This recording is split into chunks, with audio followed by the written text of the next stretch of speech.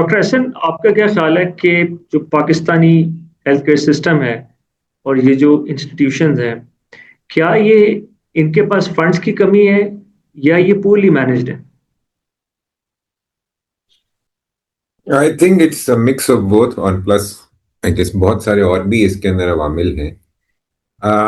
Poor allocation, yes, जितना demand करता है सेक्टर, चाहे वो हेल्थ हो, एजुकेशन हो या सोशल वेलफेयर वगैरह, और बाकी भी जो हमारे डेवलपमेंट सेक्टर के कह लो सेगमेंट्स हैं, सोशल प्रोटेक्शन है, एग्रीकल्चर है, एनर्जी है, ये सारे सेक्टर्स हैं, उसमें जितना एक गवर्नमेंट डिपार्टमेंट डिमांड करता है टिपिकली वो बजट अप्रूव नहीं होते। ये तो एक फैक्ट है ना, and that's how this is not only in Pakistan या हमारी रीजन में, बल्कि आई थिंक ग्रेटर रीजन में भी, जो मिडल ईस्ट, नॉर्थ अफ्रीका से लेकर पाकिस्तान तक एंड करती है, चाहे वो वर्ल्ड हेल्थ या यूएन सिस्टम के लिहाज से देख लें, या अभी रिसेंटली वर्ल्ड बैंक ने पाकिस्तान को मीना रीजन में प्लेस किया है।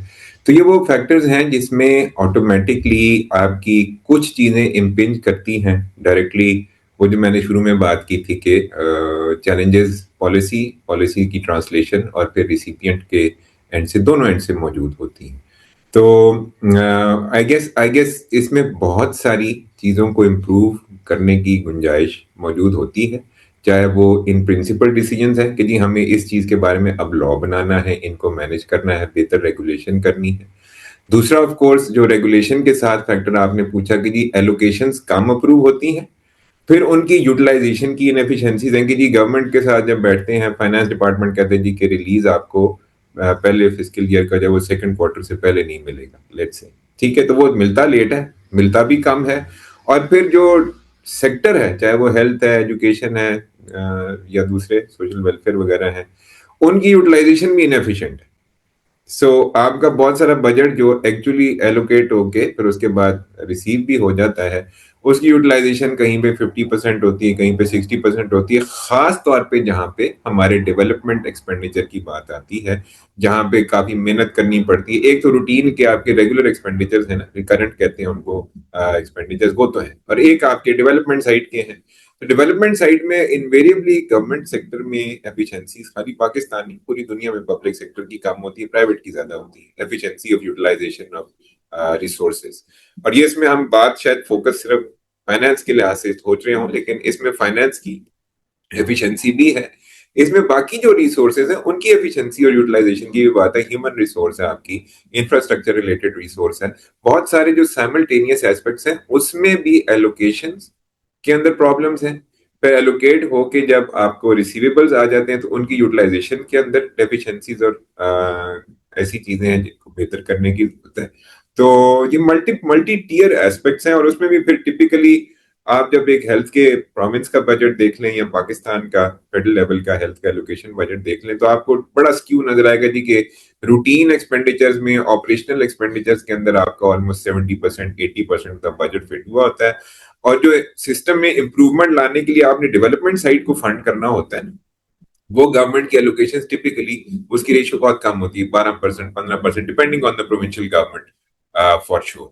और यहाँ पे आके फिर जो वो कह ले एक गैप है डेवलपमेंट साइड का, वो बहुत सारा आपका डेवलपमेंट पार्टनर एक किसी गिवन सिस्टम में, खासतौर पे lower middle income country like Pakistan में, वो फिल कर रहे होते हैं गैप। सो रिसर्च होगी, इवैल्यूएशन होंगी, फ्रेमवर्क की डेवलपमेंट होगी, ओवरसाइट के लिहाज से एसओपीज गाइडलाइंस बननी है, बहुत सारे एस्पेक्ट्स जो हेल्थ के हैं, तो वो फिर गैप किसी हद तक डेवलपमेंट पार्टनर फुलफिल करते हैं। लेकिन ऑफ कोर्स चूंकि गवर्नमेंट की पॉलिसीज और प्रोसीजर्स वर्सेस डेवलपमेंट पार्टनर्स की पॉलिसीज और प्रोसीजर्स में भी फर्क होता है, सो उसकी वजह से भी इंटर एजेंसी यूटिलाइजेशन में भी इश्यूज आते हैं। So that's how I can may be समरली reflect की जो हमारे यहाँ एलोकेशंस और उसकी फिर एफिशिएंसी ऑफ यूटिलाइजेशन है, उसमें बहुत सारा काम होना रहता है। और उसमें ऑफ कोर्स प्रोसीजर्स की बात है, पेपरा रूल्स की बात है, प्रोक्योरमेंट होनी है तो उसके अंदर स्ट्रिजेंट होते हैं क्राइटेरिया, उनको अडेयर होना होता है, और उसकी वजह से भी टाइमलाइंस डिले होती हैं।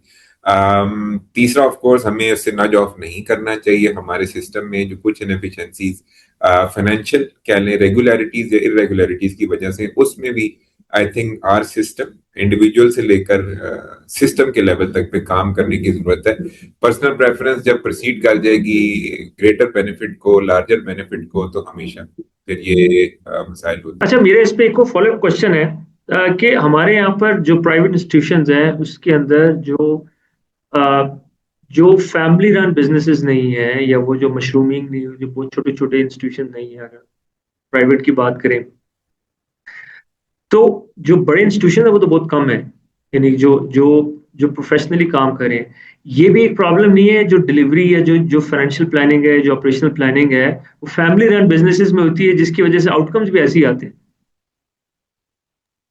देखिए, एक चीज ये याद रखें, हमारे यहाँ ये जो बाइफरकेशन है इंडस्ट्री साइड की, आई थिंक राशिद साहब भी और उजैर भी बेहतर बता सकते हैं। Of course Faisal is also in that dimension.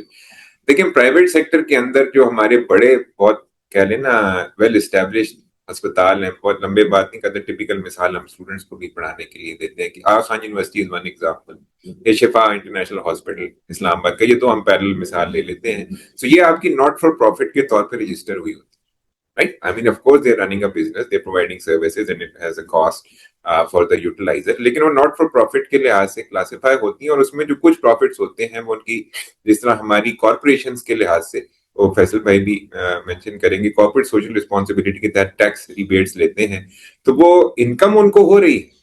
Part of it is directed towards corporate social responsibility, जिसमें वो कम्युनिटी लेवल पे प्रिवेंटिव हेल्थ पे रिसर्च को फंड करते हैं, स्टूडेंट्स को बेनिफिट देते हैं, स्कॉलरशिप्स देते हैं, चीपर प्राइसेस पे लोगों की कंसल्टेशन होती है। शिफा तामीर मिलत जिस तरह एक मिसाल है भी रन हो रही है। तो इस तरह के एग्जांपल्स मौजूद तो हैं। टैक्स को बचा के ग्रेटर बेनिफिट की तरफ डायरेक्ट कर देना, गवर्नमेंट उनको ये फ्लेक्सिबिलिटी।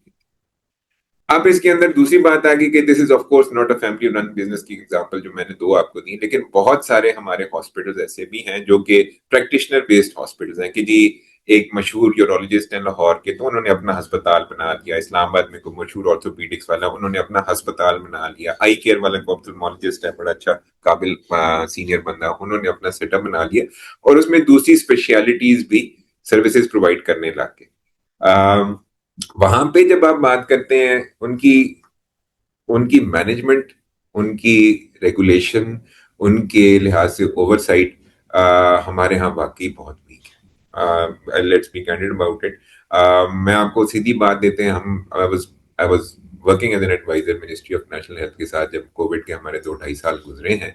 और जब गवर्नमेंट की विल थी, और सीधी सी बात है कि जहाँ पे गवर्नमेंट ने समझा कि जी अब इसके बगैर हमारा गुजारा नहीं है, तो हर प्राइवेट लेबोरेटरी ने, हर प्राइवेट अस्पताल ने टेस्ट कितने किए, कितने पेशेंट एडमिट किए, ये सारी स्टेटिस्टिक्स डेली बेसिस पे सबने रिफ्लेक्ट की हैं, और एक कंजॉइंट हमारी अप्रोच भी चली है। Indus is part of it. मैं तो इन लोगों के साथ हमने अभी बल्कि पिछले साल भी बड़ा क्लोजली काम किया, और ऑफ कोर्स आपकी प्राइमरी हेल्थ केयर सेटअप की इवैल्यूएशन में I was part of the team lead. तो बहुत अच्छा कॉर्पोरेट सेक्टर रिलेटेड भी काम हेल्थ में हो रहा है, लेकिन वो बेनिफिट जिस हद तक जाना चाहिए, देखें प्राइवेट सेक्टर कभी भी गवर्नमेंट सेक्टर के एक्सपेंस को रिप्लेस नहीं कर सकता। हमारे यहाँ ये एक्चुअल रिप्लेसमेंट हुई भी है। गवर्नमेंट अगर वो खुद सर्विसेज देना चाहती है पॉलिसी डिसीजन के तौर पे, ओके फाइन, चंद मुल्कों में ऐसा होता है and it's a useful model. लेकिन काफी सारे मुल्कों में गवर्नमेंट डायरेक्टली खुद सर्विस डिलीवरी में उस हद तक एंगेज नहीं होती, वो सर्विस डिलीवरी की रेगुलेशन में एंगेज होती है, स्टीवर्डशिप में एंगेज होती है, डायरेक्शन देने में एंगेज होती है। और उसके जरिए आई थिंक बेहतर जर्निंग की जा सकती है। और Sindh is one primary example. हमारे यहाँ बहुत सारी इनएफिशिएंसीज के बावजूद वहां पे पीपीएचआई का व्हाटएवर द चैलेंजेस आर जो गवर्नमेंटल फंक्शनिंग में है, उन्होंने एक डॉक्टर प्लेस कर दिया, दवाई प्लेस कर दी प्राइमरी सेंटर पे। ठीक है ना, ये एक बड़ा एसेंशियल एलिमेंट है for people to come to the public sector to serve utilization. Quality of care कैसी है, ये एक अलग एस्पेक्ट है ना उसका, लेकिन पहले तो देखें ना, आपने मौजूद करना है, फिर जो मौजूद हो गया उसकी क्वालिटी ऑफ सर्विस को इम्प्रूव करना है। ये स्टेप वाइज एक अप्रोच है। तो ये चंद सबमिशन है मेरी तरफ से, एंड आई होप कि ये बेहतरी आए इंशाल्लाह इसके अंदर। नहीं, बिल्कुल, वेरी वेरी वेल एक्सप्लेन, और बड़ी आपने ठीक बात की। I agree. राज साहब, आप you speak about preventive health, और this is very important for Pakistan, ताकि जो प्राइमरी केयर जो है वो अगर टेकअप कर लेते तो टर्शियरी केयर पे कम लोड पड़ता है। लेकिन इससे पहले का एक क्वेश्चन ये है कि हम अगर फार्मास्यूटिकल इंडस्ट्री को देखते हैं, फार्मास्यूटिकल इंडस्ट्री का जो नेट प्रॉफिट मार्जिन था, फॉर एग्जांपल 2020 के अंदर वो 11% था, ये स्टार्ट है। अब वो 2025 के अंदर अगर आप आते हैं तो इट हैज रिड्यूस टू 3%। ठीक है। इस और हम मैं ऑर्गेनाइजेशन का नाम नहीं लेता, लेकिन 6-7 के करीब ऑर्गेनाइजेशन है जिनके जो ऑपरेशन वो इफेक्ट हुए या वो उनको एग्जिट लेना पड़ा पाकिस्तान से और उनको अपने आप को डिस्ट्रीब्यूशन मॉडल के अंदर ले जाना पड़ा, उनको अपने यूनिट्स बंद करने पड़े कुछ। Do you think in these circumstances जहाँ पर फार्मास्यूटिकल को इतना बड़ा प्रेशर है, प्रॉफिट मार्जिन्स जो है वो डिक्रीज हो रहे हैं, जो एक्सचेंज रेट है उसकी वजह से, और जो रॉ मटेरियल है वो इतना एक्सपेंसिव हो गया है, तो आपका ख्याल है कि अब जो फार्मास्यूटिकल इंडस्ट्री है क्या वो वैल्यू ड्रिवन होगी या वॉल्यूम ड्रिवन होगी? पेरेंटली तो लगता है कि वॉल्यूम ड्रिवन होगी, बिकॉज इतनी मुश्किलात के साथ तो शायद वो सस्टेनेबल ना रह सके।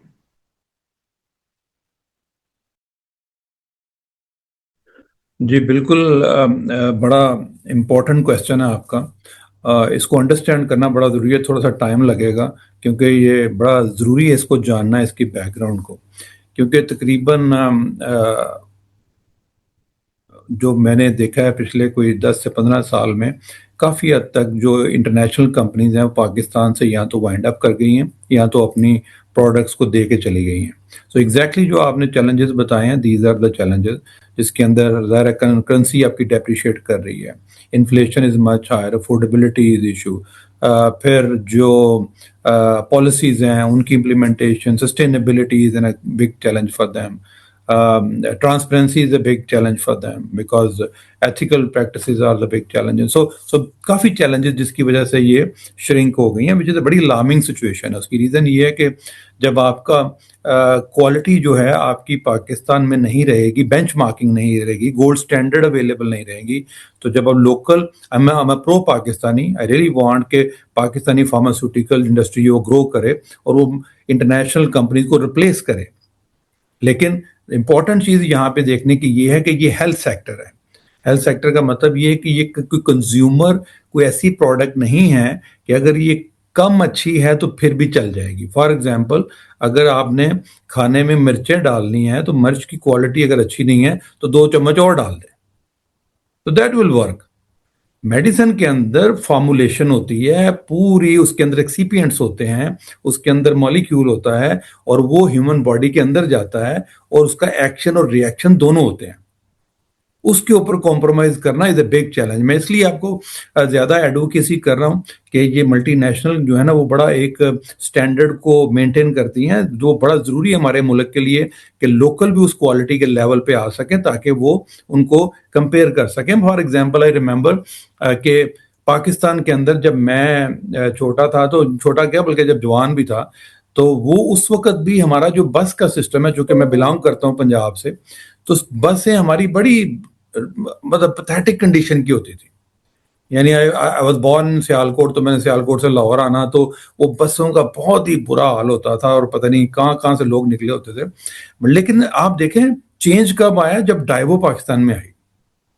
डाइवो ने आगे जब ऑपरेशन शुरू किया, मल्टीनेशनल पाकिस्तान में आई, उसने क्वालिटी दी, सर्विसेज दी, सेफ्टी दी, प्रोटेक्शन दी, और उसके बाद अब आप देखें आपको पाकिस्तान की जो बसेज हैं कितने वो जो अब कंपनीज खुल गई हैं जिनके हाई स्टैंडर्ड्स हैं, इतनी लग्जरी बसेज आ गई हैं, इतना सेफ ट्रैवल आ गया। अगर मैं चाहूं तो अपनी बेटी को अगर मैंने लाहौर से रावलपिंडी भिजवाना है, मैं बड़ा सेफली उसको अकेली भिजवा सकता हूं, क्योंकि इतनी प्रोटेक्शन है उसके अंदर। अगर वो डाइवो ना आती तो शायद पाकिस्तान की बस इंडस्ट्री इतना ग्रो ना करती। तो इसलिए मैं थोड़ा सा जरा ज्यादा टाइम ले लिया समझाने के लिए कि क्यों जरूरी है क्वालिटी ऑफ और फिर ये मेडिकेशन है, इसके अंदर मैं इसलिए बार बार जिक्र कर रहा हूं कि ये वो हैं जो अब कोई खुशी से नहीं लेता मेडिसिन, कोई पार्टी टाइम के लिए मेडिसिन नहीं लेता। मेडिसिन वो लेता है जो बेचारा जरूरत में होता है, जिसको जरूरी होता है, क्योंकि वो अपना हेल्दी लाइफ को कंटिन्यू नहीं कर पा रहा, तो कॉम्प्रोमाइज होता है वो ऑलरेडी। अगर कॉम्प्रोमाइज के ऊपर फर्दर क्वालिटी कॉम्प्रोमाइज हो जाएगी तो उसके ऊपर बर्डन और बढ़ जाएगा, ये जो कॉस्ट एक्सपेंडिचर है ये और बढ़ जाएंगे। फॉर एग्जाम्पल, हम दोनों प्रॉब्लम में फंसे हुए हैं इस वक्त। पाकिस्तान के अंदर जो इन्फेक्शियस डिजीजेज हैं उसके अंदर भी हम बहुत ज्यादा फंसे हुए हैं। दूसरा जो हमारी नॉन कम्युनिकेबल डिजीजेज हैं, जो कि प्रोग्रेसिव डिजीज है, उसके अंदर भी हमारा बहुत बर्डन है। तो अगर इन्फेक्शियस डिजीज की मैं जनरल लेमैन में बात करता हूं, अगर आप कोई एंटीबायोटिक ही देते हैं और वो आप अगर क्वालिटी की मेडिसिन देते हैं और पेशेंट जो है वो अगर 5 दिन में रिकवर करके काम पे दोबारा चला जाता है, as compare to low quality आप देते हैं और उसको 10 दिन या 15 दिन खानी पड़ती है, तो वो जो 10 दिन वो काम से हट गया है उसकी कॉस्ट कौन बेयर करेगा?